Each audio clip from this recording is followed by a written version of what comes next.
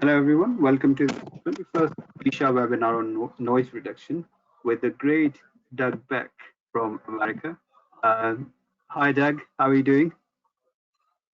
Hey, good afternoon. Lovely. It's afternoon in America. Yes. I don't want to introduce you in much more detail than is needed because everybody knows you already. But I'll just quickly mention that you've been doing some great work, and one of the most prolific things that I like about your profile is that you have 186 published articles and about 1,260 abstracts to your credit, which is a great feat. We know that you have worked with hearing review within the clinical research, and you were appointed as adjunct clinical professor of communication disorders and sciences at the State University of New York at Buffalo. And I know you're sitting in Buffalo at the moment. So without further ado, Doug, I will let you carry on because people are there to hear you, not me. And I will just remind the participants that you can type questions as Doug is speaking in your chat boxes or in your question boxes, and we'll pick them up in the end. Over to you, Doug. Thank you, Jay. I appreciate that. Thank you for the kind invitation. So shall I click the button on my side that says start broadcast, or will it blow up if I do that?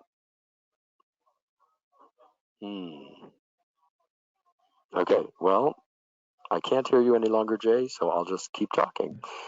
Okay, so if you carry on your presentation, let's see whether that works. If you click next to your first slide. Okay, so I'm going to go to my next slide, and it says, see, in front of me it says attendees still on hold. Only staff can participate in the conference call. To begin speaking to the entire audience, click start broadcast. So shall I do that? Yes, please. Let's try that. Okay, so I've just clicked that, and now everything looks better. So this is Douglas Beck. I'm actually not in Buffalo. I am in Newark, New Jersey, which is about 30 miles outside of New York City, and I'm at an airport, which makes this particularly challenging, but always happy to work with Dr. Jindal. So speaker disclosure, as Jay said, you know, I am Vice President of Academic Sciences at Oticon, so I am a salaried employee. I do a lot of other things that I don't get paid for by choice because I don't want to create any conflict. So I am the senior editor at Hearing Review. I'm an adjunct professor at State University of New York at Buffalo, and I am a peer reviewer for many different publications, some of which I read. Now, this is an important slide. Take a picture of this with your phone. If you want any of the handouts, if you want any of the PDFs, this is where you're going to find them. I think Jay also has a few of them, but the entire set, maybe my last 120, 110 articles or so, are to be found at this website. So I want to jump into this topic. It's a fascinating topic about signal to noise ratio and noise reduction. So let's start with, the most basic issue is the largest complaint that people say to you every single day of your professional career. And, you have to admit that at the end of the day, it's about, I can't understand speech in noise. That's why they come to see you. That's our challenge. They don't really come to us because they have hearing loss. That's silly. They don't do that. In fact, when you think about the numbers, 38 million people in the USA have hearing loss, but only about 1 out of 6 will ever seek help.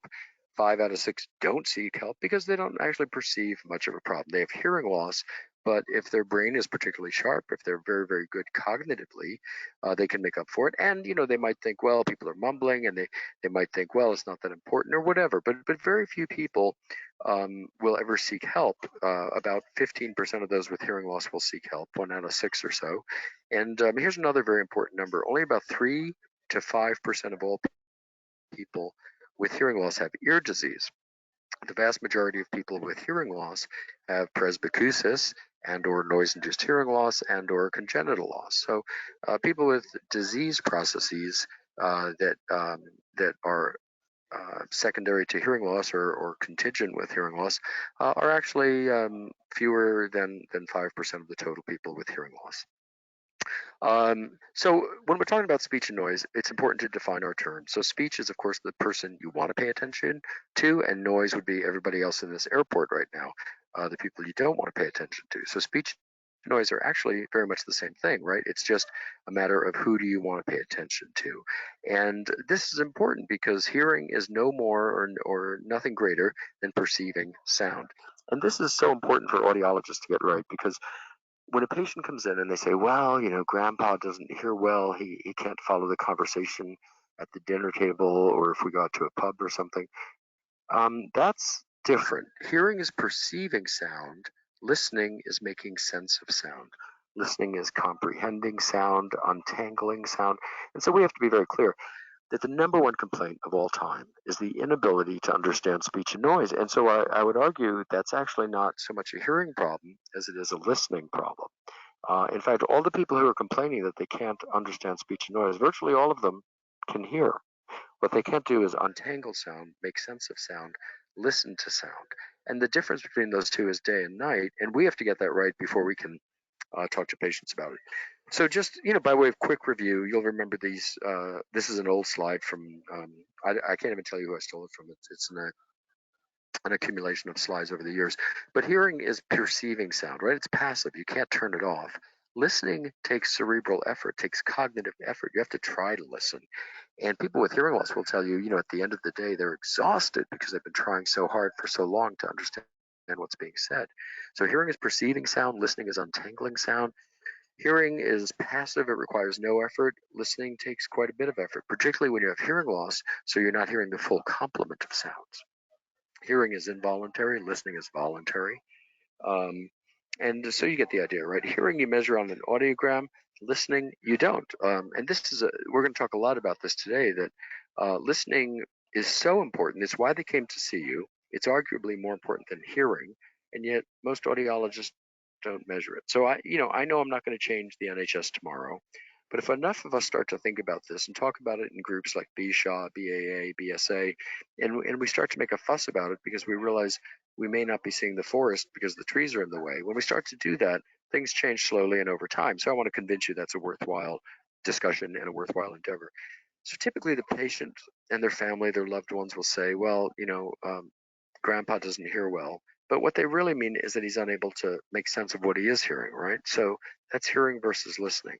The first 75 years of audiology were actually all about hearing loss, measuring hearing, describing hearing, and all these things. But the next 75 years, is my opinion, will all be about listening.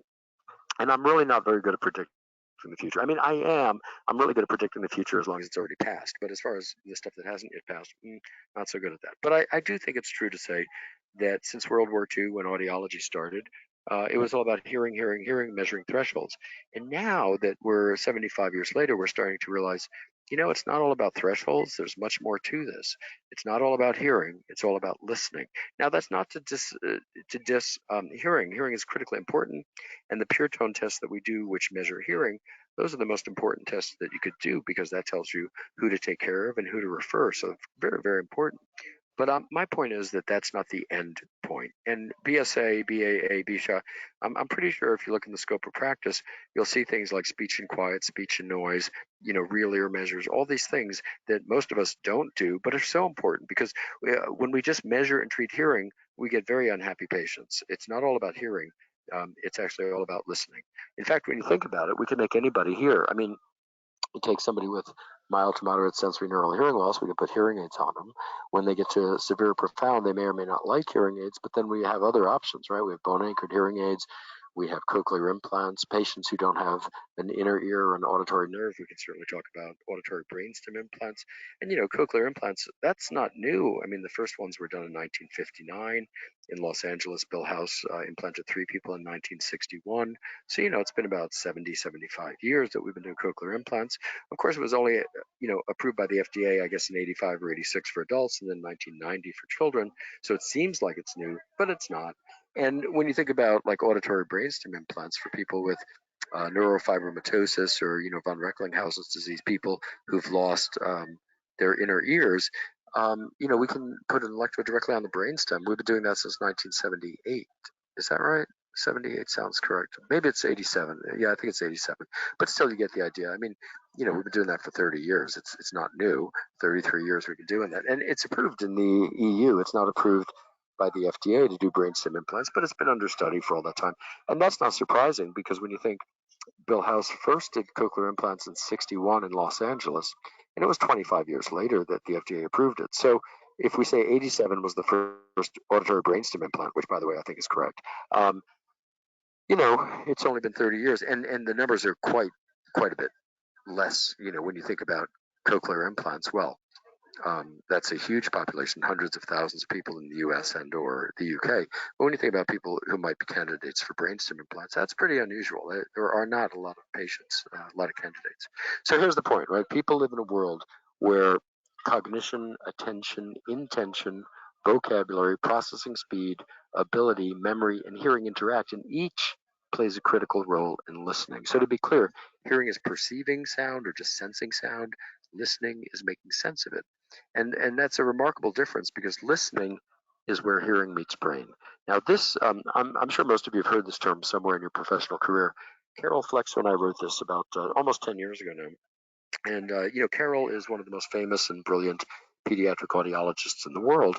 And she and I wrote this paper. We were talking about, but when you make people hear, some of them are happy, some aren't happy, some need more, some need less. And we started to really think this through. And this predates the Oticon brain hearing theme, but brain hearing is pretty much the same idea as giving the brain all the information that it requires to make sense out of sound. And that's not just loudness. Of course, that means we have to maintain interaural timing differences, interaural loudness differences.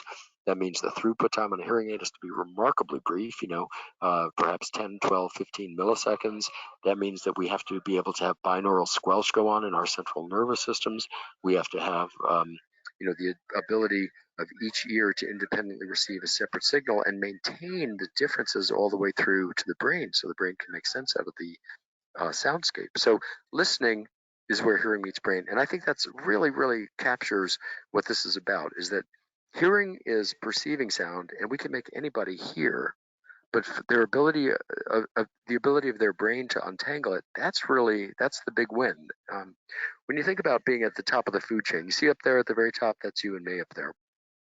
But when you think about it, being at the top of the food chain depends on listening much more than hearing. In fact, if you look at that cat in the lower left, that one with the amber eye and the blue eye, that's actually my cat. That's Fred. He's an albino. Excuse me. And Fred can hear probably out to about 39,000 hertz. Those two wildcats in the middle, the lion and the lioness, well, they could probably hear out to about 45,000 hertz. You see that orca? Well, whales, dolphins, porpoises, they can hear 120, 140,000 hertz. On the lower right is a German Shepherd. That happens to also be my German Shepherd. That's Mia. She's 2.5 years old. And Mia can hear out to about 30,000 hertz, maybe 35,000 hertz. So you know this very well. Human hearing is 20 to 20,000 hertz. Human hearing compared to any of these animals, not very good. It's not our hearing that makes us the top of the food chain or the top of the food pyramid. It's actually our listening, our ability to make sense of sound. So the challenge is beyond hearing. The challenge is to improve the opportunity for listening success. And that's where we get into all of these very interesting studies. This one is Rich Wilson's work based on 3,430 veterans. This is peer reviewed by the JAAA. And Rich, he couldn't be any more clear. He said, speech and quiet by itself, that doesn't tell you anything about their speech and noise score. I don't care if they have 100% and they have a mild loss. That doesn't tell you anything. They could be absolutely incapacitated with regard to their ability to understand speech and noise. He even noted that speech and quiet and speech and noise are different domains of brain function. And when you think about it, right, when you were studying, you learned that a pure tone in your right ear crosses over, it's perceived louder in the, or more dominant in your left temporal lobe, Brodmann area 4142, the superior temporal gyrus, that sort of thing. Well, here's the funny thing about that. That may be true for pure tones, and it certainly is. I don't think there's any debate about that. But when you think about language and words, if I said something like Brexit, well, that probably has emotional value to most of you. And so you didn't just hear it in one ear or the other and it crossed over. Your whole frontal lobe lit up when I said Brexit. In the US, if you want real controversy, you say Trump, and I won't tell you what side of the political fence I'm on, but should be obvious. But nonetheless,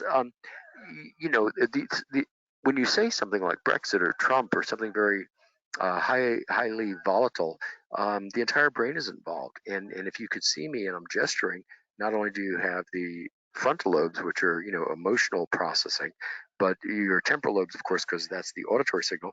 But then if you're looking at my expression while I'm talking about these things, that would involve your occipital lobe, which is where vision is processed. So the point is speech and quiet, speech and noise, different domains of brain function, and one it cannot be predicted from the other. In fact, what Rich said, let me go back to the slide for a second. He was talking about that if you want to understand how anybody does in the real world, you have to stress the system. And if you think about that in terms of like cardiology, if you have mitral valve prolapse or high blood pressure, or you have an arrhythmia or dysrhythmia, the first thing the physicians are going to do, they're going to strap a bunch of EKG leads on you, and they're going to look at your heart rate based on an EKG, and they're going to tell you something. And the reason that they do that, and of course, while they're recording the EKG, they'll have you walking on a treadmill, and they do that so you start huffing and puffing.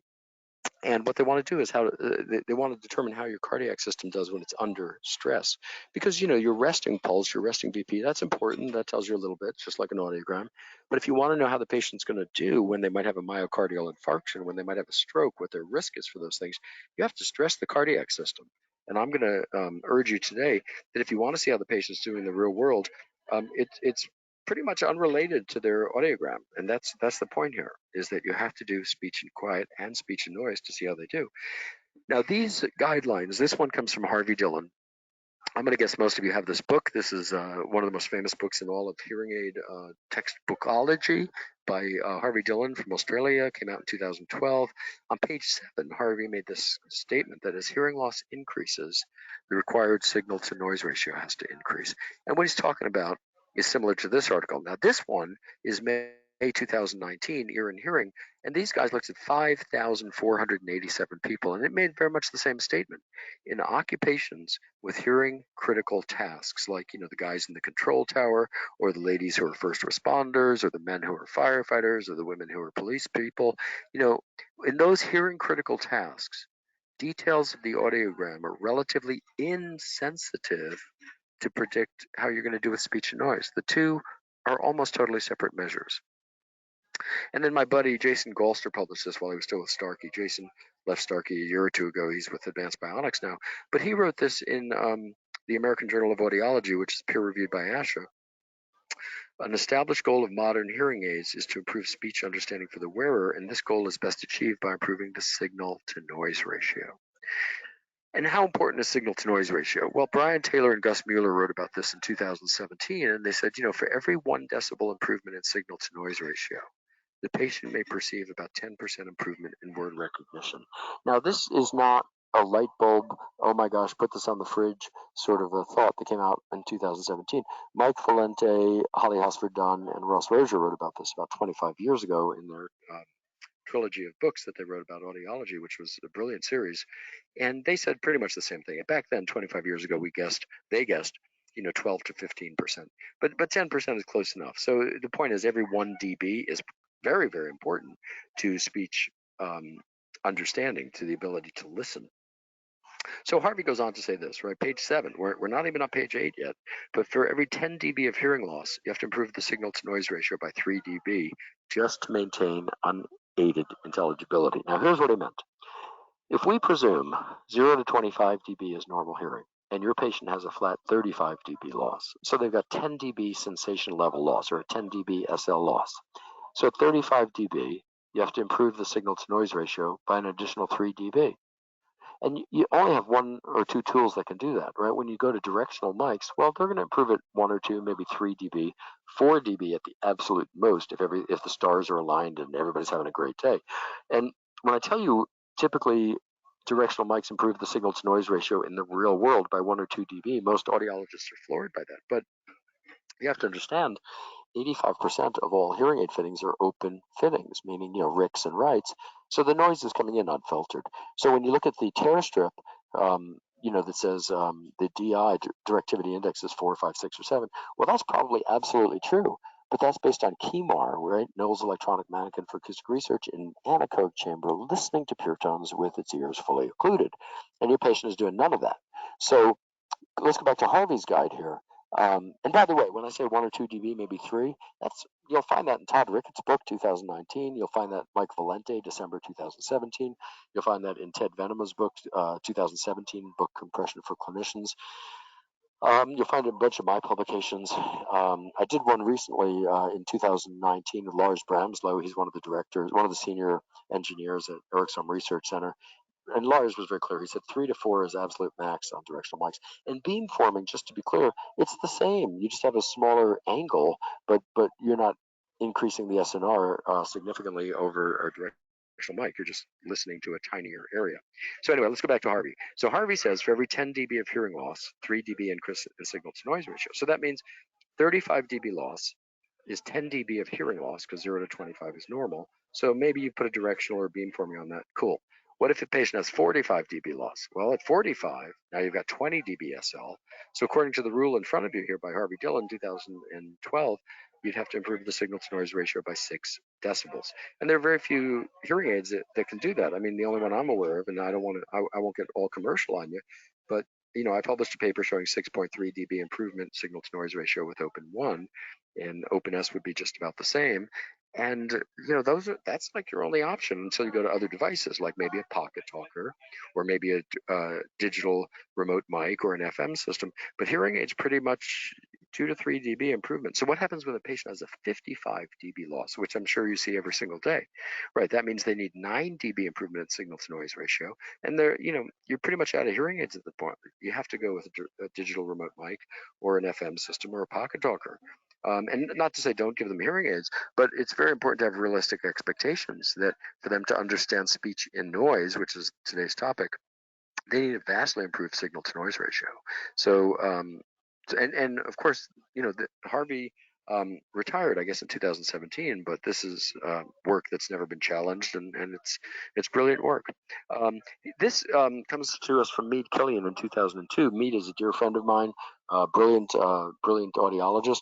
I think he has 26 or 27 patents, and Mead came out with a scale. I'm going to move my cursor on mine. I'm not sure if you see it on yours, but the way you read this chart is that people with normal hearing, that would be, yeah, go ahead. We can see it. Oh, good. Okay, thank you. I appreciate that, Jay. So this line here, these are people with normal hearing, right? And what this means is that people with normal hearing and normal cognitive ability need a 2 dB signal to noise ratio to get 50% of the words correct. And that seems to be a universal truth. And then you come out here to people with mild to moderate loss, the dashed line, and you see that people with a mild to moderate loss need 8 dB signal to noise ratio to get 50% of the words correct. It's not that they need it louder, which they may, to make sure speech is audible, but it's not a matter of how loud it is over their threshold. It's a matter of how much louder is the signal that you'd like to pay attention to. How much louder is that than the background noise? And these two numbers are critically important. You just really have to learn them right now. This is very, very important to audiology and to hearing aid practice, that people with normal hearing need a 2 dB signal to noise ratio to get 50% of the words correct. And people with mild to moderate loss need 8. And this is so important because when you think of most of the hearing aids you're dispensing to people with moderate, severe, profound loss, probably not improving their signal to noise ratio appreciably, and that's why they're complaining. It's not that you can tweak it by changing the gain or the compression ratios. I mean, you can, and maybe it'll be more pleasant, which is fine, but are you going to achieve that SNR? Now, so this term SNR 50 is the signal to noise ratio to get 50% of the words correct. And so we refer to the SNR 50 for people with normal hearing as 2 dB, and the SNR 50 for people with mild to moderate loss would be 8 dB. Now, there's another term, just to make it totally confusing. Some people use SRT 50, which is the speech reception threshold to get 50% of the words correct based on the signal to noise ratio. And the SNR 50 for people with mild to moderate loss would also be 8 dB. So there's two terms. Most of us in 2020 who write on these things only talk about SNR 50. We don't really use SRT 50 very much. It's a little confusing because we already have obviously something called an SRT. Okay, so this is an important number as well. This comes from McShefferty from the UK, and they published this one back in 2016. This is also peer reviewed. So here's the question. Like right now, I am sitting in Newark Airport, okay, and all these pilots and passengers around me, they're fascinated, of course, because they're learning so much about audiology. But the interesting thing would be, how much would you have to change the background noise for people to notice it? So what's the just meaningful difference, or the just noticeable difference, also called the difference Lyman for SNR, for signal to noise ratio? Turns out it's 3. So what that means is most of the time when patients are wearing directional mics or beamforming mics, they can't even tell that they're working because they're generally reducing improving the signal to noise ratio by 1 or 2, maybe 3 dB. But 50% of the time, a 3 dB difference in background noise is just the threshold to even notice it's changed. That's why they can come in and they can say, oh, the hearing aid's great. And you check it and you see one of the mics is totally plugged up with wax, or you see one of them isn't even working. And the patients can't tell the difference. And that's because of this. And then McShefferty and his colleagues went on to say, you know, for your brain to actually use the difference, it's got to be 5, 6, 7, 8 dB to listen to the difference, which means to attribute meaning to the difference. Now, nobody's going to argue that improving the signal to noise ratio by 1 or 2 dB isn't important. Of course it's important, but it may not be noticeable when you're only improving at 1 or 2 dB, maybe 3 dB. So every dB that you can give them improvement in signal to noise ratio is totally worth it because it makes a world of difference. So how do you measure speech and noise? How do you make sure? Well, here are 4 pretty common tests, and I won't say anything negative about any of them. I hope you're doing at least one of them. The hint is the hearing and noise test. It's brilliant. Quicksin, that's Mead-Killian's test, brilliant. BKB-SIN, that's mostly a pediatric test. If I were buying one, that would be the one I'd buy. I could tell you why over a pint sometime. The word the noise test, that's Rachel McCardle and Rich Wilson. That one's also brilliant. The BKB-SIN, if you're buying one because you don't have one and you convince your local authorities that you need to do this, buy that one. It's pediatric. The reason I want to do that is I could use it then on my pediatric people as well as my older adults. And I like using pediatric tests on older adults because language doesn't get in the way. You have less concerns about vocabulary, pronunciation, language issues, and so I would do that. But I wouldn't buy any of these actually in 2020. What I would do is get a copy of this. I published this in May 2019 with my colleague Lauren Benitez. It's free, and you can use this with the NU6s, the CID W22s, any language at all. Doesn't matter. It's essentially an ANOVA analysis, more or less, an analysis of variance, ANOVA. It's also a single subject design. So what happens is you say you have to use 4-talk or babble as background. You can't use white noise, pink noise, or speech spectrum noise. Those are non-linguistic, and so they're very easy to ignore. You have to use 4-talk or babble. So it's speech in front, noise in back. Say the word went. Say the word though. Say the word shoe. You know, whatever it is, and you're just bracketing, just like you do with Houston Westlake. So you might start with 70 dB SPL of speech and 55 dB 4-talk or babble behind them. So that's a 15 dB SNR. And as you just learned from Mead-Killian in 2002, most of the people with a mild to moderate loss, they're going to do great there because they need an 8 dB SNR, and you're giving them 15. So you give them 3 words, they get it right, awesome. Now you go 70 dB of speech in the front, 60 dB of 4-talk or babble in the back. Now that's 10 dB SNR, 50 SNR. So people with normal hearing, they need 2. They're going to do great. People with mild to moderate loss need 8. They're going to do great. You're giving them 10. So now you go 70 dB of speech in the front, 65 dB of speech noise, or 4-talk or babble in the back, I should say. So now you're at a 5 dB SNR. So the people with mild to moderate loss are going to really start to fall apart. So you give them 3 words, they're probably going to get 1 or 2 wrong. And then you're just going to bracket like Houston Westlake. So you know that they can handle a 10 dB SNR. When you went to a 5 dB, they fell apart. So maybe you go to 8. And then you give them 3 words, maybe go to 7. So you're going to just bracket it. And really, that's why it's called a 2-minute speech and noise test. It's pretty simple and it's very, very fast. And you probably own everything you need. You don't need to buy anything. Now, some of you are going to say, oh, my booth is too small, can't do it. Well, good news. When you get this paper, you'll see we did it outside of the booth. There's no reason that it has to be in a sound-treated room because we're delivering the speech at 70 dB SPL. That's for people with normal thresholds. And so, you know, you're not really concerned about background being really quiet. In fact, as a matter of fact, you're going to start at 55 dB SPL with 4-talk or babble. So I urge you, excuse me, sorry about that, to get a copy of this. It's free. You can get it at douglaslbeck.com. You can get it at audiology.org. That's the American Academy of Audiology website. Or you can get it at the website address I gave you in our second or third slide. And it'll go into all the full details. If you have a question on it, you've read it, you don't understand it, send me an email, doug.beck@oticon.com, or send Jay a note and he'll get it to me and I'll try to help you out with it. But it's pretty simple. It takes about 2 minutes. The thing that you have to know, when you're using 4-talk or babble, it's really important to have the sound field calibrated to the 4-talk or babble. As you know, most sound field systems are calibrated to a 1 kilohertz tone.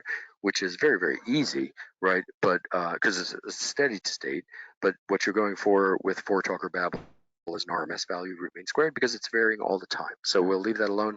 You've got the reference, and I hope you look up that paper, and then you could do speech and noise test. And I would really recommend, most importantly, are people with normal hearing. They come to see you, and the ENT says, oh, they're fine, let's get an audiogram, and you get an audiogram and it's normal. They say, oh, you just need to pay more attention, better light. That's all such rubbish. I mean, we got to stop doing that. What we know as audiologists is that there's about 1 million reasons why people could have absolutely normal thresholds and terrible speech and noise scores. For instance, here's a couple off the top of my head. Auditory neuropathy spectrum disorder, attention deficit disorder, attention deficit hyperactivity disorder, auditory processing disorder, traumatic brain injury, hidden hearing loss, neurocognitive disorders, cochlear neuropathy, about 1 million things. And if you think those are minor, they're not. I mean, I did a paper with Chuck Berlin back, I think it was 2012, and Chuck said, all those people with moderate, severe, and profound loss, about 15% of them actually have auditory neuropathy spectrum disorder, but audiologists generally don't diagnose it because they don't know enough about it, which we should. I mean, we've been diagnosing ANSD now for over 30 years. It's time that we're all up to speed on that. It's the same thing with things like APD. And why else might somebody have absolutely normal thresholds, but they can't understand speech and noise, or they have hearing difficulty? Well, that could be that they have mild cognitive impairment, which is like half of all people over age 65. It could be that they have Alzheimer's disease. And you think Alzheimer's is unusual. Well, it's not at all. The stats in the USA are that by the time you hit age 80 to 85, about 40% of all of them will have Alzheimer's. And by the way, Alzheimer's is one of 200 different types of dementia. So, the ability to not understand words and to have hearing difficulty, not understand words in noise, is very common. And actually, there's many things we can do to help them out, even if they don't have hearing loss. And that gets to, well, what's an audiologist? People say to me all the time, oh, would you fit hearing aids on somebody with normal hearing, Dr. Beck? And the answer is, when I find that somebody has an SNR difficulty that's beyond the limits that Mead, Kelly established, that's not normal listening. That may be normal hearing. But and you know what the number one cure is? Think about this. We've been doing this for about 65 years already, 70 years. Kids with APD, absolutely normal hearing most of the time. Every single one of them, we improve the signal to noise ratio with an FM system. That's why we do that. Think about veterans with traumatic brain injury. We give them FM systems to improve the signal to noise ratio, and they generally have normal thresholds. Think about people with TBI, traumatic brain injury. I can tell you in the USA, where we have 328 million people, there's a brand new diagnosis of TBI, about 1 million of them per year. So it's not unusual. It's kids on playgrounds who fall off, they bang their heads, and pediatrician says, oh, Johnny will be fine. Well, not so much. I mean, we don't even call them concussions anymore. It's just a mild form of TBI. And, then, of course, veterans, of course. But then you have people who fall off bikes, people who go jogging. I shouldn't have said that. Well, but, I ran for 20 years. I was a cross-country runner. And not only did my knees take a beating and my ankles, but, your head is going, that's my best imitation of a brain rattling around inside your skull. But, when you think about all the things we do that causes your brain to slosh back and forth within the cranium, TBI, traumatic brain injury, is kind of a serious thing. And of course, in the UK, hats off to Liverpool, well done. But so those guys are at risk. In the USA, it's the people in the NFL, National Football League, and of course most sports, many sports, wrestlers and boxing and all that stuff. These guys get hit in the head, causes all sorts of terrible consequences. But enough of that. Okay, so is directional really a good solution? Well, if the guy in the top screen there is looking at that woman at the bottom, and they're both wearing hearing aids, bilaterally fitted, and they both have narrow band directionality, maybe you'll get a flashlight effect like that. Now, if you look carefully, you'll see, of course, she's ignoring him, which happens all the time. But what if the people on his left or right are speaking to him, and his directional mic is facing her? That's right. He can't really perceive them. And in fact, directionality is not as good as you might think for many reasons. So Harvey Dillon in 2015 said, listeners actually don't do well with narrowband directionality. And another word for narrowband directionality in real life is called beamforming. This is Harvey Dillon. Dr. Bermajon said the same thing, and Virginia Best and her colleagues said the same thing. So it's not like this is a weird thing that Doug is saying. Well, it's just that when you're focusing on one point across many, when you're narrowing the focus of the brain, you're taking away the natural acoustics that belong there. And this is of course a big Oticon theme, right? Is open hearing, because what we want to do is we want to replicate the sound landscape inside of your ears. So something that originally was on your left is not equally loud in your left and right. It should be louder on the left. That's called interaural loudness differences. And we've been maintaining those for about 10 years now, the ILDs. And interaural loudness difference is huge when you think about if somebody was sitting 1 meter to your left ear right now, so you could reach out your arm and touch their nose on the left side, and they were just generally babbling at you, there'd be 3 or 4 dB SPL difference in your left and right ear. That's true. But if you were to measure specifically at 5, 6, 7, 8,000 hertz, there could be 20 to 22 dB difference. That's how important that left and right ear difference is, because that immediately tells your brain where to pay attention. Not only is it louder in the ear of origin, but it occurs there first, so you get all those acoustic cues that most hearing aids strip away. When you have hearing aids that are giving you directional and beamforming, you do risk losing interaural loudness differences, interaural timing differences, binaural fusion, and binaural squelch. So you're taking that information that your brain needs to make sense out of sound, particularly in noise, and you're just giving them a little beam of sound saying, here you go. So that doesn't work out that well. So back in 2008, a dozen years ago, Rachel McCardle and Rich Wilson said the time was past due back then for speech and noise testing to be embraced as a necessary measure in an audiologic evaluation to provide ecologically valid care to our patients. So to understand speech and noise, right, you got to start with this, maintaining the acoustic landscape. So you have to compare and contrast the left and right ear, specifically in terms of interaural loudness differences, which we just discussed, and interaural timing differences. Timing is also called phase, right? Of course, I'm not saying that audibility doesn't matter or signal to noise ratio doesn't matter. They do matter. They matter a great deal. But we don't want to throw away the baby with the bathwater. We want to maintain all the acoustic signals we can. And that's been Oticon's focus for many years. So our challenge is beyond hearing. It's to improve the opportunity for listening success. So if we don't dig deeper, actually nobody else is going to. This is our profession. This is our area of expertise. We write all these textbooks and we read all these textbooks, and we're the experts in this stuff. And I hate when I see people throwing it away and just say, making sounds louder. Well, that's, first of all, making sounds louder is not very difficult. We've been doing that for 100 years. Making sounds appropriately louder, which means so that to support brain hearing, to support the ability to listen, that's significantly more difficult than just making things louder. So spatial hearing we just talked about, right, is the ability, it's actually a localization thing. It's being able to tell where sound comes from outside of the head, because knowing where to listen does matter. If you know where to focus your brain, you've got, the first couple of sets of important information as far as understanding speech and noise is knowing where to focus. So knowing where to listen does matter. And every sound you've ever heard of, including this one right now, has a spatial signature. Now it's probably coming from right in front of you if you're listening with headphones or through a laptop or something. But you know very well if you took off the headset that all of a sudden you're back in the real natural soundscape where interaural loudness and timing differences, binaural fusion, binaural squelch matter a great deal. So your CNS pops in automatically to help you process the different sounds and where they're coming from, which tells you what to focus on. So brain hearing is this idea that we have to not just make things louder, we have to be able to locate them, we have to listen to them, and we have to recognize what each of them means and separate the left and the right ear, because we don't want to give the same sound to the left and the right ear. That's actually contrary to the mission of listening. This is an independent paper that came out in 2018. You can find this at Science Direct and at Hearing Research from Elsevier. And these authors, very interesting work that they did. What they were looking at, how I told you that when you're using Oticon Open 1, you get a 6.3 dB improvement in signal to noise ratio. Well, that's based on 25 73-year-olds. And that research was done by my colleague, director at Nick Legoff in Denmark. So this is an independent group kind of replicating that. So here's a couple of things to look at. Signal to noise ratio, really easy over here, 15 dB, that's easy peasy. Here's 0 right here. That's where speech and noise are same loudness, and these are negative numbers. So the noise is louder than the speech. Notice that every one of these people starts at 100% word recognition and quiet, and as the noise increases, that's how they fall off. So this is Open Sound Navigator off. And you see that when sound gets to about a 0 dB signal to noise ratio, they just give up. It's really hard, and so they bomb.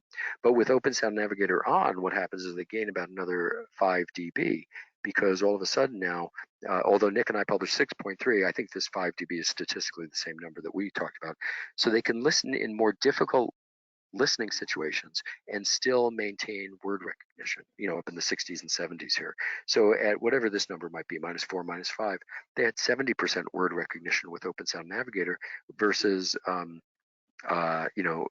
what they did with the sound off. So you get the idea. If you go down to -5, yeah, they're down here at 15 or 18%.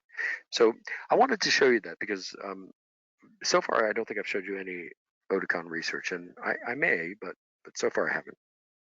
The reason I wanted to show you this particular slide is very interesting. Number one, I'll go backwards here, is you can see the authors. This is done by groups in Amsterdam and Sweden and Denmark and UK. And so it's a nice paper, and it is peer reviewed.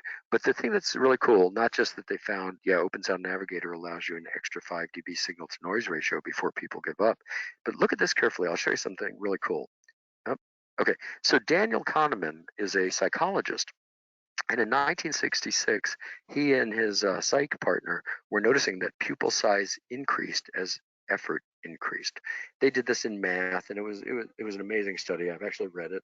And so this idea of pupillometry is not new, right? It goes back to 66. And Kahneman, by the way, won a Nobel Prize in economics, which is pretty good, right? That's like an audiologist winning a Nobel Prize in accounting. I mean, Kahneman's obviously a genius. And the reason I show you this is because I wanted to show you the part 2 of their work, which is this number here. So this is pupillometry. And what they did, they're looking at maximal pupil dilation. So normally, if you're listening in an easy situation, plus 15 dB and your word recognition is 100, pretty easy. So your peak pupil dilation might be 0.1. But then when it gets to 0 dB signal to noise ratio, you go up to like 0.18. So it almost doubles, because you're listening and paying attention and focusing and listening really, really hard. And now look at this. This is with Open Sound Navigator on. And the cool thing, much less listening effort. In fact, it never gets up this high. And down here at -5, -6, -7, and then when it's down here, they just give up. But these two lines are very, very important, because this is objective measures of listening effort. And you and I don't measure that, so we wouldn't have really a good way to know. But when I tell you the advantages of using better technology, you might say, well, okay, there's one study. Well, actually, there's been quite a few. Here's another one. This one is from Boys Town National Research Hospital and Otolaryngology Headache Surgery Department at University of North Carolina, Chapel Hill. And they looked at the go-to fitting, which would be, for pediatrics, Omni fittings, right? And they compared that to the open, and this is before Open Play came out on the market. So they had 14 kiddos, hard of hearing, 5 to 14 years of age, compared open set word recognition. And what they found is that when you fit a kid with Omni versus open, the kids with open got a 4 dB improvement in signal to noise ratio. Now let's go backwards a little bit and think about Holly Hosford, Don, Mike Valente, Ross Rozier, and the paper by Brian Taylor and Gus Mueller, who said that for every 1 dB improvement in signal to noise ratio, you might improve word recognition by 10%. So then I would say to you, so a 4 dB improvement in signal to noise ratio, that's really worth chasing, particularly on a child who's trying to develop language, right? So, pediatrics is one of my loves in life. I absolutely love working in pediatrics and the literature there. But this is such an astounding paper, and not just because of the results, but because of the authors, right? This is not an Oticon paper. This is two rather independent, brilliant groups of audiologists looking at what happens when you fit kids with this technology. So you get a really good result. So this paper I want to make you aware of. This is probably one of the most important papers I ever wrote. I think this came out in 2018.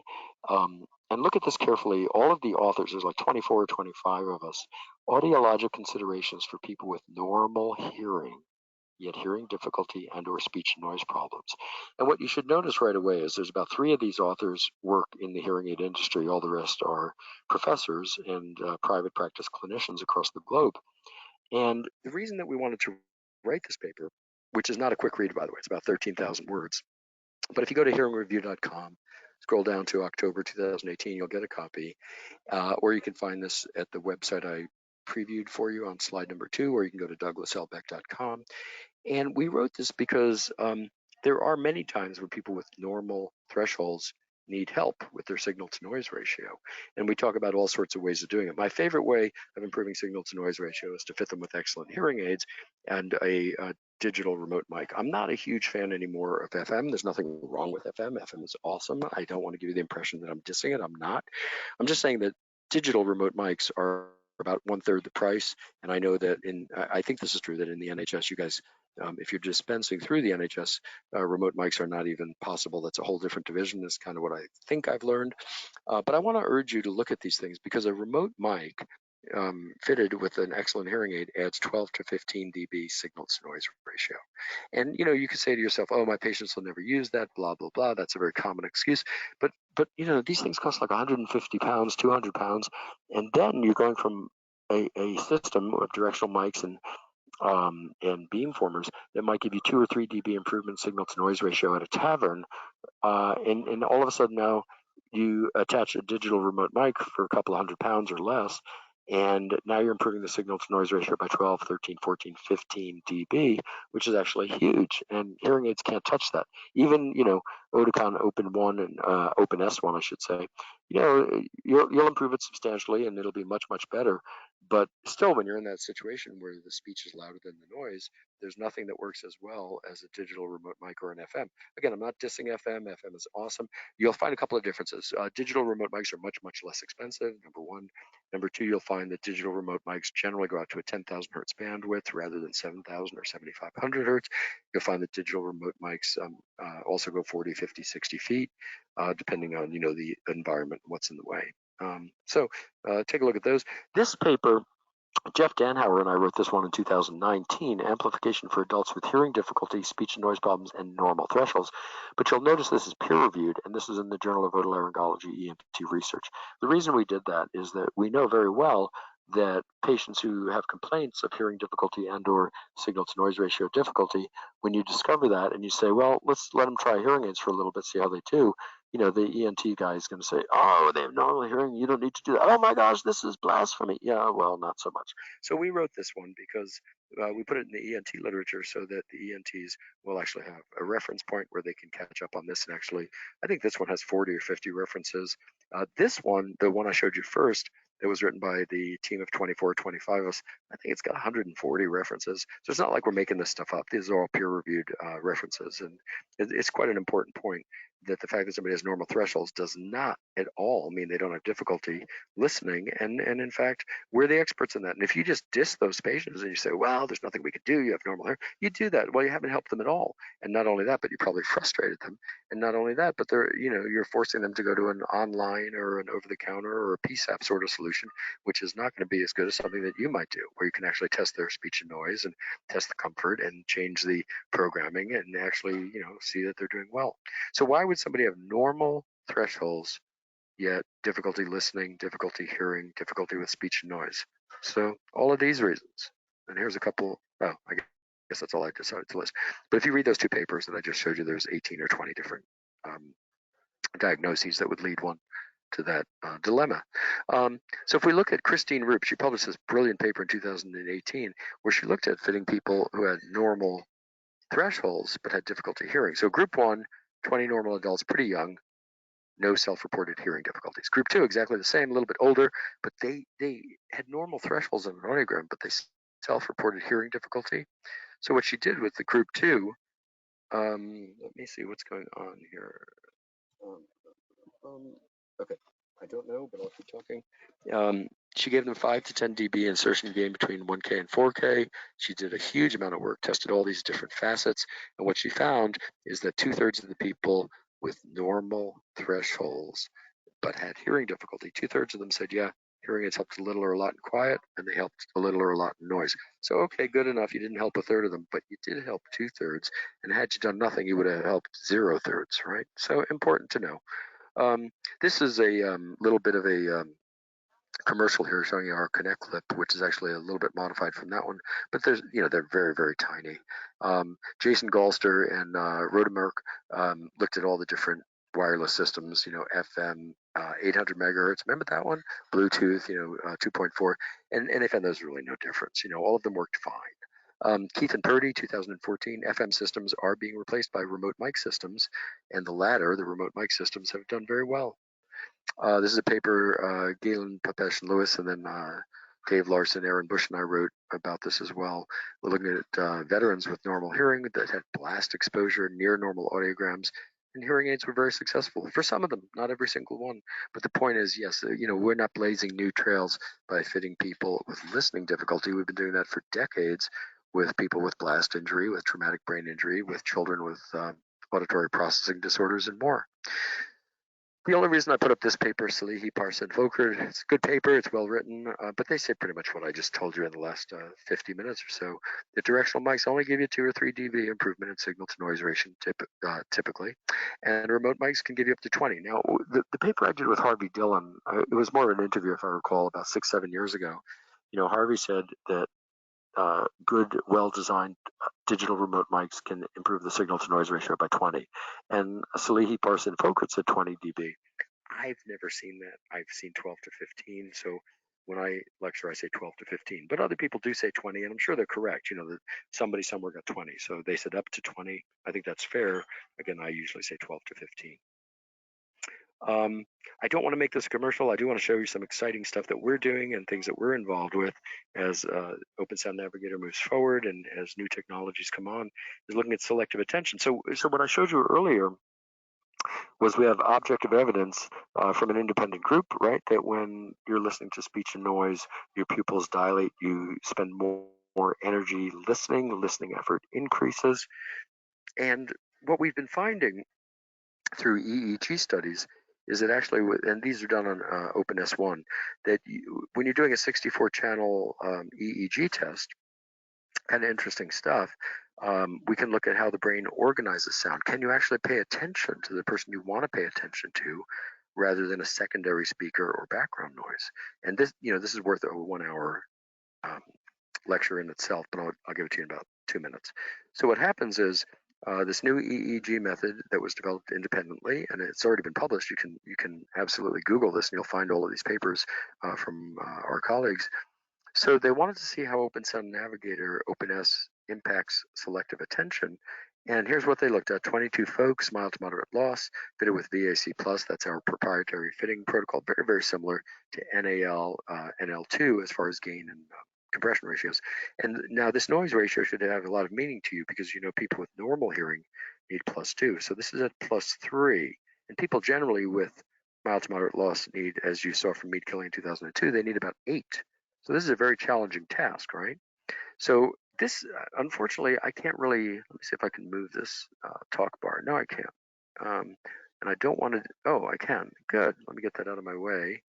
I don't know if it's now in your way, but here's what we did. So they took all these people. They had, here's the guy listening. This is the woman wearing the EEG electrodes. She's here in the middle. This is the primary talker off to the side, and this is the secondary talker. So the question is, with OpenS1, here she's able to focus on this guy. And then if you say, okay, I want you to listen to this guy now, the guy off to the side, she could do that okay without the hearing aids, not much difference, but, and the background noise was about this level. Now look what happens when you put OpenS1 on this woman. Oh, that would have been so cool. I had the slide changed. Let's see if I can make a change again. Okay, so very hard to, and then you put OpenS1 on her. Yep, just as you might have thought, 10% improvement here with regard to the EEG's ability to trace the auditory information. 95% improvement here with following the secondary speaker, and 50% reduction of background noise. Now, this isn't word recognition. This is, the difference in the envelope that the EEG is recording versus the actual auditory signal. It's a very lengthy story, but you see a very substantial improvement in the ability to attend selectively to the person that the patient chooses. If you want to read more about this, on August 2019, I did this interview for hearingreview.com with Lars Bramslow. Lars and I worked together at House Ear Institute about 35 years ago, and it's about deep neural networks, and that's really, really important. That's what I just showed you with EEG, is how your brain can train, if given enough information, to attend to a better signal, well, not better, but to the signal of choice while attenuating or disregarding the secondary signal. So get a copy of this. It's kind of a cool paper to read. And I want to close on this note. This is Flexer and Maydell, Jane Flexer, Carol Maydell. This comes from their second book of pediatric audiology. It's already reasonably old. The third book came out in 2019. But this is from the second book in 2014. They made these 4 points. And let's see if I can show you them. Access to the brain through audition is essential to brain development. The brain can only organize itself based on the stimuli received. The degree of hearing loss does not determine the functional outcome. The functional outcome is actually determined by the technology that you choose. And there's a world of difference in these technologies. You know, I know every now and then somebody says to me, oh, I read that basic technology and premium technology are all the same. Well, they're not. And you know, all you have to do is pick up the International Journal of Audiology, Ear and Hearing, JAAA, you know, any of seminars in hearing, any of the peer-reviewed stuff in audiology, and you'll see people seeing differences all the time in hearing aids. That's why we do all of that work. That's why we do all of those tests, is to show the differences. And you know, you may say, well, they're all the same as far as loudness, and that's hearing. Hearing is perceiving sound. Excuse me. That may be true with regards to gain and with regard to compression ratios. But when you think about some of the things we talked about today, listening effort, selective attention, noise reduction, the ability to maintain localization cues, satisfaction ratings with hearing aids. I can tell you the satisfaction ratings in general with most hearing aids across the world is about 81, 82%, and that's per market track 9, market track 10. It goes up to about 82, 83, 84% with brand new hearing aids. And I can tell you that in January 2017, when we looked at 700 patients fitted with Open, the original Open, satisfaction rating was 95%. So there's a world of difference in hearing aids. And, you know, of course, we don't have time really to explore that today. But I think all you have to do is open any of the peer-reviewed journals, look for hearing aid studies, and you'll see vast differences. And I think we have to stop measuring in terms of hearing. You know, just perceiving sound and press the button when you hear the beep. I think it's really incumbent on us to measure deeper and more thoroughly, such that we look at speech and noise. We look at how much noise reduction. We look at quality assessments. We look at speech and noise ability. We look at the maintenance of localization skills and localization ability. These are much deeper than just, you know, press the button when you hear the beep. So I'm going to end about 2 minutes early, I think. And if we're lucky, I'm going to have Jay come back on. And Jay will tell me if there's any questions or any horrible mistakes I made. That was brilliant, Doug. Yeah, as usual. Thank you. Thank you. Very kind. I wondered if you had anything to say about the DNR stuff, how the digital noise reduction can be different across, etc.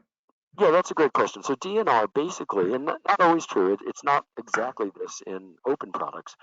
But if you look at digital noise reduction across most manufacturers, it's based on amplitude modulation.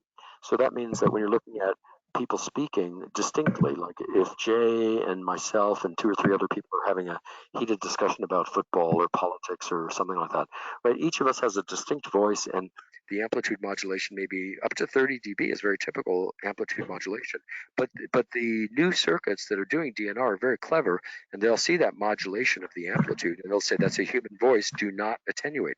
So digital noise reduction circuits in 2020 don't really take away speech sounds at all of any significance. And I know that's hard to swallow. I used to do a whole lecture series on digital noise reduction circuits, and we have published a few papers. If you want to see them at DouglasHillBeck.com, you can get them on digital noise reduction and how wonderfully it works in steady state noise. You might drop it down 1 or 2 dB, but as far as speech, it doesn't really take away speech sounds. So and if you want to know how that works in the open products from Oticon, we have quite a few papers we've published on this, a few white papers and a few others that I published with Nick and a few in Hearing Review. It's called a paradigm shift. If you go to Google, just put in paradigm shift, comma, hearing aids or audiology, comma, Beck, and you'll pull that right up. If you can't find it, you can send me a note. But that tells you how we use those technologies to improve signal to noise ratio on average by 6.3 decibels. Brilliant. There's a comment from someone. Can we have slide 2 shown again, please? I think it's the slide where you have references, etc. I will do my best. I'm holding my finger on the button. I could do this a different way, but I always screw up my computer. So here's slide 1, slide 2. So this one, is that the one you're looking for? I think so. I think that's the one they're looking for. Yeah, that's the one. If you go there, that should have all of the articles that I referenced here today. Anything that I wrote, anything that's got my name on it, you're free to distribute as you see fit. You can give it to professionals, you can give it to patients. I always make that deal with my publisher that everything that I write or that I'm part of is distributed for free for educational purposes. So there are copyrights, of course, but for educational purposes, you have the ability to download them and copy them and distribute them as you see fit for educational purposes. Brilliant. I do have a couple of more questions, but first I'll ask the questions from the members. This one I particularly like, and it's probably my favorite questions for the night. How do you fit aids to people with normal hearing without coming across the problem of rejection because of circuit noise? So they're talking about the internal noise and expansion, I guess. Right, and so in that paper that I showed you, it was published May 2019 by the American Academy of Audiology, which is audiology.org on the web. We talk about how we set these hearing aids. Now, none of the manufacturers, including Oticon, have fitting guidelines for people with normal hearing. And in fact, if you put normal thresholds in, you probably won't turn on all the fancy schmancy circuitry that they need to enhance the signal to noise ratio. So what Lauren Benitez and I did is we cheated. And we put in thresholds of like 30, 30, and you have to look at the paper, I don't remember, but I want to say it was 30, 30, 25, 25, 35, 35, 40, something like that. And then of course you have to do real ear because you have to make sure that when sounds are loud that you're not causing hearing loss or making them uncomfortably loud. So that's a great question, Jay. You do have to overcome the internal noise. You do have to provide at least enough to overcome any insertion loss that may occur. And so people who have 0, 5, 10 dB thresholds, we had to fake it. And you'll have to play with that a little bit depending on the manufacturer that you use to figure out at what level do the circuits turn on so you can improve the signal to noise ratio. And so we had to mess around with that a little bit. And then we checked and verified with our realer to make sure that it was correct. Yeah, man. And may I just add that I think the internal noise problem is always there with any device that you use in your ears. And right now, I'm wearing these headphones to talk to you, and I can still hear the noise when you're not talking.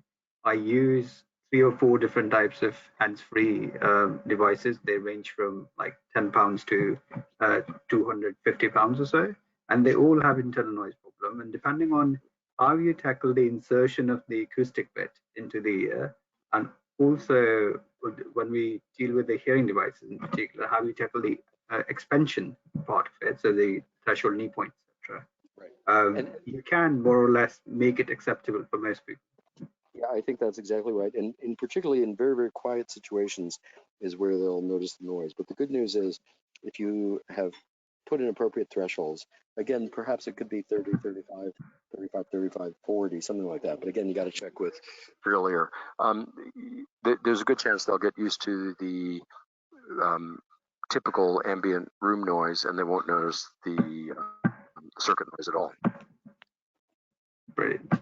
Okay, the next one, again a good one. Would the hearing aid user wear the digital remote mic in group or pass it around? It depends. We have a new product that we've created that can be used for one person speaking and many people listening, much like an FM system. In groups here, so here's the funny thing. This question comes up all the time. People say, oh, but what do you do when you go out to a group dinner? Yeah, it's going to suck. It's just going to suck because, but it's also sucking for the people with normal hearing because everybody's talking at the same time. There's background noise, there's music. But here's the good news. I just published a paper with a psychoacoustician. I think her name is Jennifer Lentz. I'm quite sure it is, from Indiana University. And I asked her that question. I said, so what percentage of the time when you're in a noisy restaurant, what percentage of the time are you with one other person versus groups? And I think if you read that paper, it's in hearingreview.com, came out in January or February. She says 80% of the time when you're in a group, when you're in a restaurant or a pub or a tavern, you're only there with one other person. So it may not work 20% of the time, but it will work 80% of the time to your advantage to use a remote mic. And we have to be careful as counselors that we don't say to people, it's going to suck. Don't do that. The best thing to do is say most of the time this is going to be highly beneficial. When it's really noisy and when people with normal hearing are having a difficult time, so will you. But most of the time that's not going to happen. Most of the time you have the person speaking place this on a necklace, a lapel, a t-shirt, or whatever it is, a collar, and you'll do fine. And absolutely. Sorry, go on. No, that was it. I mean, it's just a matter of realistic expectations, and honestly, that's the question I hear the very most on the issue of remote mics is, oh, but what do you do in groups? But think about it. 80% of the time you're not in groups. So why don't we make this available and let them try it? If they don't like it, they can bring it back. And I'm not saying that everybody should wear it all the time. I mean, let's be honest. Most of the time, their hearing aids ought to take care of most of it. But we're in the worst situation, and it's a very important conversation with their doctor, their audiologist, their engineer, their spouse, their loved one or something. Then they could choose to use it or not. But it should be their decision, not mine, not yours. I mean, it's up to us really to tell them about this technology, because if we don't, exactly who's supposed to? Absolutely, and good old communication strategies come handy as well. So I always discuss this with my patients, where I will, lo and behold, when you go to a group meeting or group dinner, etc., you know the constituent of that group who will be talking softly, who will be most difficult to hear, etc. You know that from experience already because you've probably spent about at least 5 years conservatively with your hearing loss, trying to understand those people in the same groups. So if you know who's going to be talking softly, you can get right next to them rather than staying away from them, etc. So when you use all these strategies together with the technology, you get the best outcomes. Yep, I agree. And it all of these things. People feel like, well, we're pushing back borders. Not really, man. We're doing exactly what we talked about in 1950s. And you talk, when you talk about understanding the differences that occur in hearing aids, it's not just about loudness. And it goes back to Carhartt, right? Which one did you get the best discrimination with? Well, they were all equally loud, and so anyway. I don't want to beat a dead horse, but you get the idea. I mean, this is so important that we're the experts in this. And generally, what we do is we do first fittings, and then we start tweaking hearing aids, and we never even measure speech and noise. In probably 85% of our patients, we guess. We look at 100% word recognition and quiet. Oh, they're probably doing fine. They just need to get used to it. Stop that. You have no idea what their speech and noise is, and you're guessing. And when you look at BSA, when you look at ASHA, you look at AAA, you look at IHS, all of these national and international groups say you have to test speech in noise. And the reason they do that is because you can't predict it based on speech and quiet. And I mean, there's no debate. It's not even close to being a discussion point. It's what we're all supposed to do when we're following best practices. It says speech and quiet, speech and noise. And the reason for that is to see how much you're improving the signal to noise ratio. It's not just that we want that number, but it tells us what is their SNR 50. And that's the key to listening successfully. Sure. Right. The next one is about LACE and related auditory training therapies. How do you feel about that? Does it train the brain or? Yeah, it can. I mean, the results, the scientific peer-reviewed stuff on LACE, for those of you who don't know, Listening and Communication Enhancement by Robert Sweeto. Robert is a very dear friend of mine. He's brilliant. He's funny. I love Robert. But Robert himself published this. He said, the thing about the LACE is it's so boring. Only about 1/3 of all the people who start it will finish it. So, if you have somebody who's really tightly wound, an engineer type or something, and they say, gee, what can I do? What can I do? What can I do? Well, what they could do is they could do the LACE, and if they finish it, yeah, there's an excellent chance they'll improve their ability to understand speech and noise. It really does train the brain. It's not just LACE that has shown that. Nina Kraus at Northwestern University in the Auditory Neuroscience Lab has shown the same thing with musicians, where she trained their brains, and pretty soon, after 6 months, 12 months, they were able to do better on detection of speech and noise just using their training protocol without any hardware. So yeah, brains can absolutely train. They're plastic. Brand new paper that we just submitted today. A brand new interview you'll see next week, I think, on Hearing Review. Anu Sharma's work, which is absolutely brilliant. Go to Frontiers in Neuroscience. It was just released yesterday, showing cross-modal cortical reorganization. So what that means is that when people have hearing loss, oftentimes their superior temporal lobe, because it's not getting the full complement of sound because of their hearing loss, will be used by vision or sensory motor or the parietal lobe or something like that. But what she's showing is that with well-fitted hearing aids, oftentimes that can be reversed. And she showed that on a couple of different tests. The visual response similar to, so it's called a VEP, visual evoked potential. It's sort of like an auditory brainstem response. But she looked at it in 6 or 7 different parameters. And the easy way to understand it is wait till next Monday when it's released on Hearing Review, and you'll see this interview with Anu Sharma on this amazing work. I was so excited. Usually when I do an interview with somebody, it takes me 2 or 3 weeks to write it up. When I did it with Anu, within 24 hours, we had finalized the whole thing. It was that much fun. It's that important. So that's coming at you next week. Brilliant. It's a long one, and I'll read it as it is.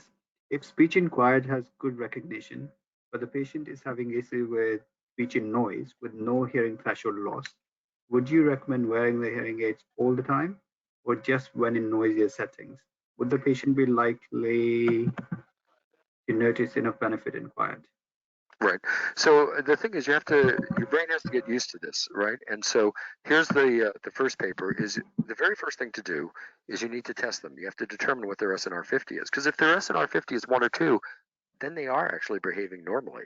But if their SNR 50 with normal thresholds is 8, 10, 12, that's very abnormal. So this is step 1, is do this 2-minute test.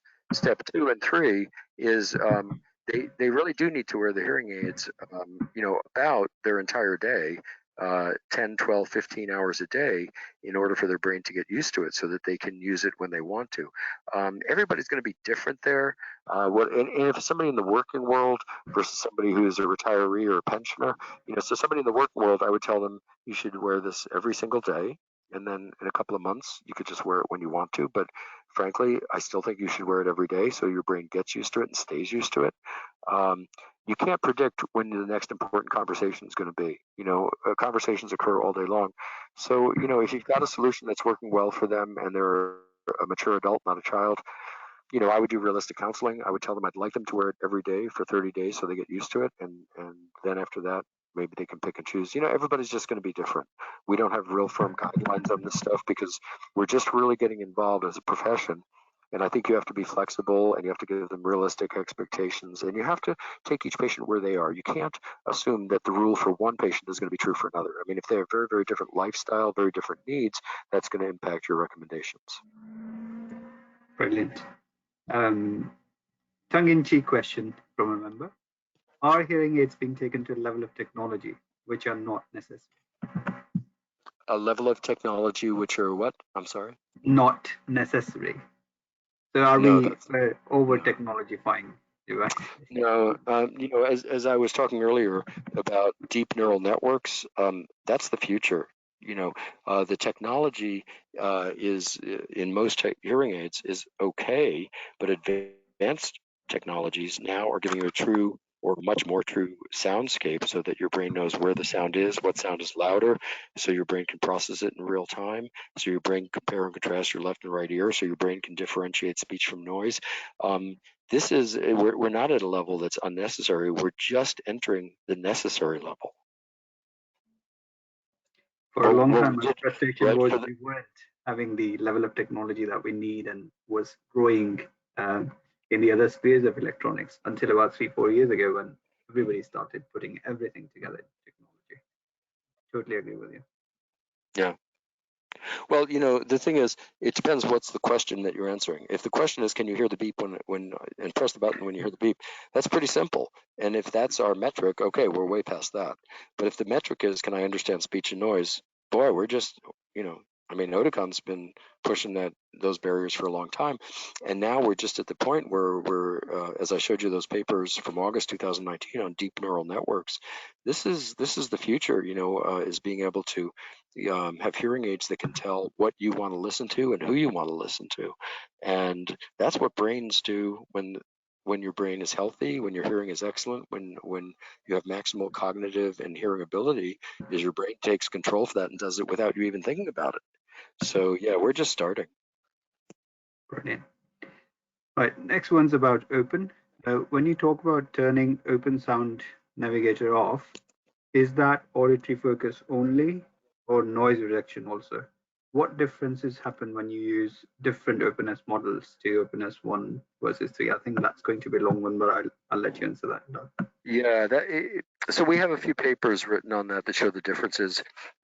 Different amount of noise reduction, for sure, different bandwidths, different everything. So when you're going from S1 to S2 to S3, they're very different products, and um, there's no short answer. If your Oticon rep, if you contact them, tell them you'd like, there's a manufacturer sheet that shows the differences in those products, and they're pretty remarkably different from each other, and they get different results, and they're different price points, and they're different levels of technology.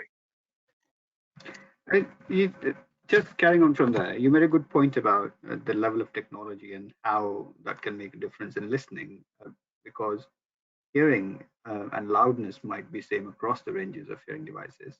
Correct. Um, in terms of the premium plus and the lowest level of technology, would you have any sort of thought about what percentage of improvement in listening effort should we be looking at? Well, there's a couple of ways of measuring listening effort, right? Listening effort is directly measured by pupillometry. That was the stuff from Daniel Kahneman back in the 60s.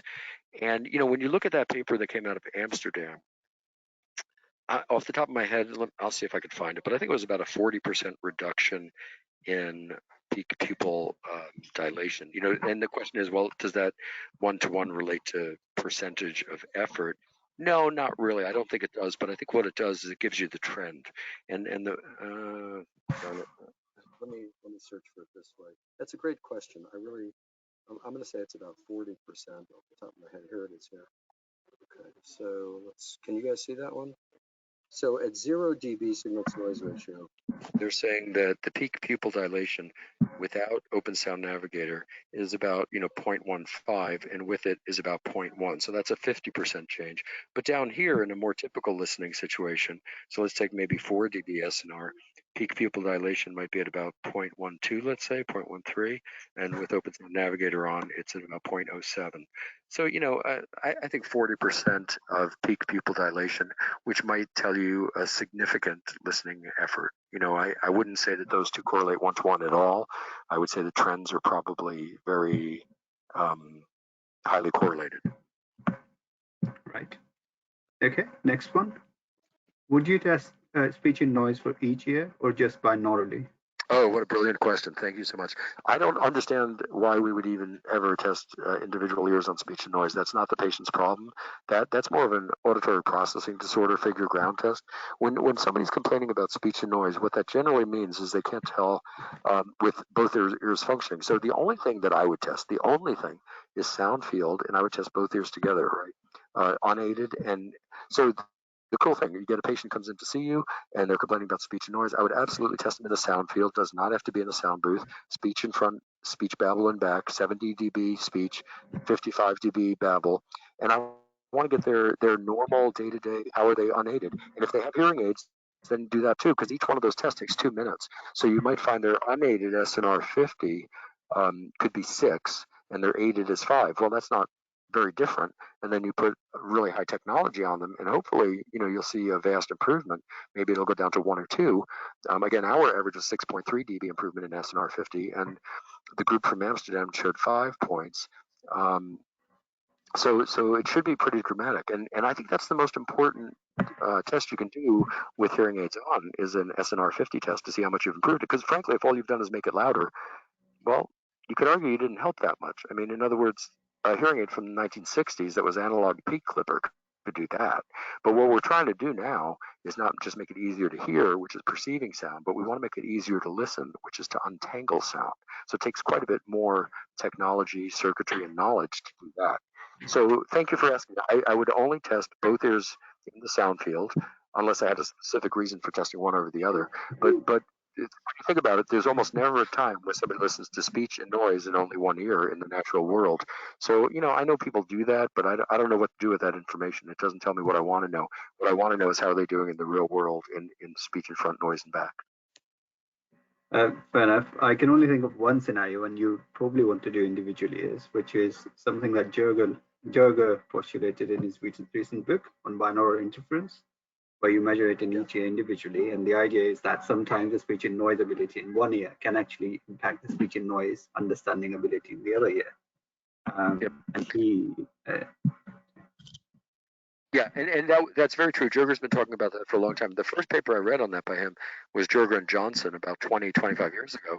And it's a fascinating issue, and I think many of the people listening will be familiar with it. About 10 or 12, maybe 15% of the people out there do better if you amplify just their better ear, because the second ear may add noise, quite literally. The second ear may have fewer hair cell or less resolution ability or whatever it is. So yeah, there's 10, 12, 15% of the people who may do better with just one ear amplified. That's very unusual. And we're talking there about word recognition. If you're going to look about localization cues, that does require two ears. Absolutely. And if I can press on that particular issue for a couple of more minutes, you Sure. mentioned something about the calibration. And I find that the calibration of the sound field in particular, but also of the headphones, etc., for the speech signal is not universal. And every company does it slightly differently. And most companies that I see, rightly or wrongly, they will use just one measure. You mentioned 1K. Here I see that it's the 2 kilohertz tone that they will use for just calibrating any speech signal at the same time for consistency, as they will claim. Would you agree with that, or? No, I think calibrating to a tone is what we generally do, and it makes good intuitive sense. But I would really rather that they do a RMS value for the for talk or babble. It'll be slightly higher or lower depending on the sound system, but that's actually what the brain is going to be trying to dismiss. And it may turn out to be exactly the same as the 2K tone, but it may be quite a bit different. It could be 3 or 4 dB different. So it's worth checking, and particularly if you're doing it outside of a booth, because you have no idea really what's going on when you move the speakers and you change the wiring, and all those things will have an impact, as does the reflections from the room and the background noise in that room. So it's got to be calibrated, and I don't think you have to do it more than once a year, but you're already having it calibrated once a year. So next time around, tell them you're going to start doing 4 talk or babble and ask them to calibrate the sound field to the 4 talk or babble. Now, one other heads up on that. In the paper that we published through the AAA, May 2019, that's Beck Benitez paper, we talk about the calibration technique there. And that was written by our colleagues at MedRex in Largo, Florida. They wrote the calibration technique, so it's pretty solid. Sorry, who is the author? That was the paper I wrote. It was Douglas Beck and Lauren Benitez. It was published in May 2019 at AAA, which is audiology.org. Brilliant. Thanks, Jack. Yep. I'll check that out. Before I go into this question, let me just see if I've missed anything else. Okay, slightly tangential, but relevant, so I'll ask it anyways. How do you improve SNR when using cross aids? Yeah, so it's a great challenge. It can be done. In general, when we're talking about open products, right, we're talking about comparing and contrasting the left and right ear to maximize the sound of interest. When you're using a cross aid, and particularly with our twin link one that has done so well in the marketplace, we just introduced it, I guess, about 6 months ago. What happens is you have a sort of a mini mic, connect clip mic. So the person using a cross can actually do the same thing as somebody using a digital remote mic. They ask the person speaking, if it's one person, to speak into the mic, to wear it on the collar, wear it on a lapel, wear it on a necklace, and that's going to vastly improve the signal to noise ratio. So that does help quite a bit. The other thing that's cool about that is that we've published one paper showing, the cross is always a difficult fitting, but with our cross aid, they actually, I think it was 50% improvement in awareness, knowing that sound was coming from the other side, that sort of thing. There's a white paper on that on the website, and I wrote a paper on that you can find at douglaslbeck.com, and you can also find it here at this paper. We published it in 2019. I want to say February, could have been late. No, I think it was September. But anyway, if you can't find it there, it's all about our new cross product. And we had a whole edition of Hearing Review in 2019 on this topic. If you go to 2019hearingreview.com, it was all about asymmetric losses, cross aids, and different solutions, from cochlear implants to brain conduction to bone anchored hearing aids to cross aids and things like that. So get the Hearing Review 2019 September edition. It's all on that topic. Brilliant. I think that brings us to the end of questions. Let me just check once more. It does. Thank you so much, Doug, for all this. It's really so interesting and important work. Thank you so much. Enjoyed listening to you. Well, you're very kind, and it's entirely my pleasure. And I wish you guys a wonderful evening, and thank you so much for the kind invitation. Thank you, and you have a good flight, Doug. Thank you. See you later. Thanks, everyone, for attending. Hope you have a good night. Don't forget, on 27th and 28th of March, we have BSHAA Masterclass in hearing care at London Stansted Airport. Details are on the website. Please do have a look. It's going to be a brilliant event with another great of audiology, Dr. Harvey Abrams. And we do have another webinar on 30th of April, and details of that will be on the website soon as well. Okay, have a good night. Bye-bye.